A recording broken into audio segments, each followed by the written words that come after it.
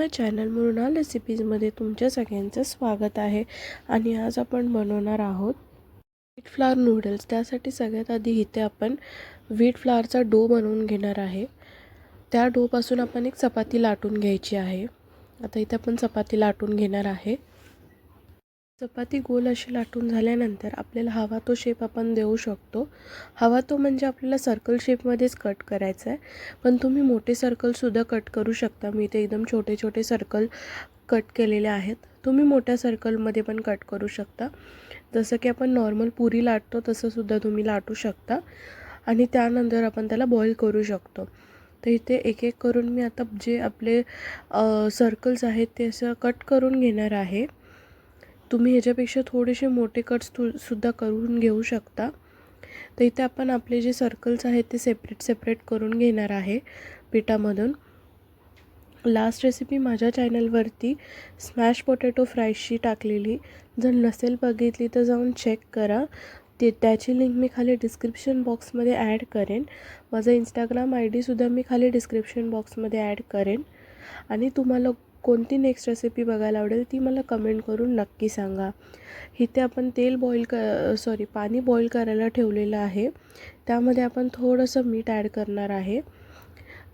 त्यानंतर आपण जे चपाती लाटून घेतली होती त्याच्या पुऱ्या ज्या आपण कट केलेल्या होत्या ते एक एक करून आपण पाण्यामध्ये ॲड करणार आहे आणि आपण बॉईल करून घेणार आहे.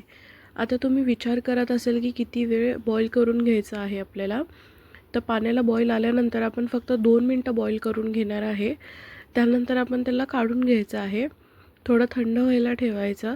थंड झाल्यानंतर इथे तुम्ही पिझ्झा कटरनी कट करू शकता किंवा नाईफनी सुद्धा कट करू शकता. मी जसे कट मारले तसे तुम्ही कट मारू शकता. आणि तुम्ही पुरीसुद्धा थोडी मोठी लाटू शकता जर तुम्हाला मोठे नूडल्स हवे असतील तर. मला एकदम छोटे नूडल्स हवे होते त्यासाठी मी एकदम छोटे छोटे कट केलेले. आणि सेम मी आपले जे व्हेजिटेबल लागणार आहेत नूडल्ससाठी त्याचे पण कट्स मी सेमच केलेले, एकदम बारीक बारीक कट्स केलेले. आता इथे आपण सगळ्यात आधी तेल गरम करायला ठेवणार आहे.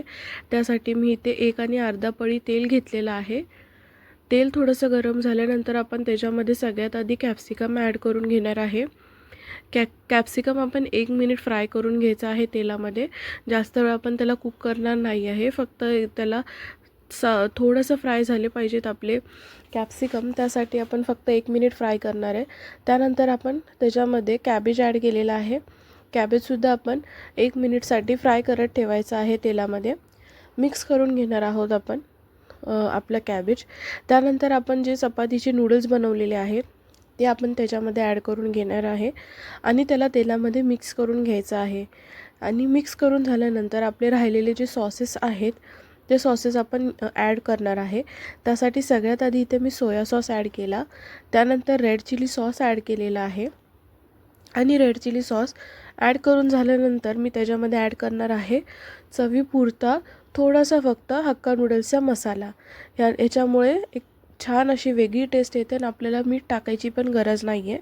तर मिक्स करून घेणार आहे आणि ऑलमोस्ट आपली नूडल्सची रेसिपी जी आहे ती रेडी आहे.